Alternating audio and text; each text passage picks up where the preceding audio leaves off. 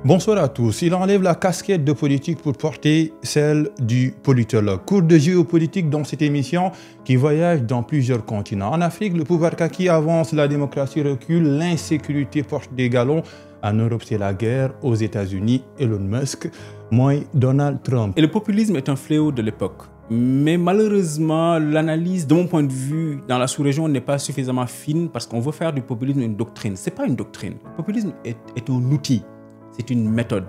On peut parler de nationalisme, de patriotisme, de national-populisme, etc. Mais le populisme est une méthode, d'ailleurs, qui peut être de gauche comme de droite. Qu'est-ce que le populisme? Le populisme, c'est une méthode qui dit qu'il faut ériger un rapport direct avec le peuple, qu'il faut céder aux injonctions du peuple, qu'il faut, et je cite, défendre les intérêts du peuple et qu'il n'y a pas d'intermédiaire, qu'il faut parler directement au peuple, d'où la racine du populisme, peuple. Premièrement. Deuxièmement, le populisme dit qu'il faut ignorer les corps intermédiaires.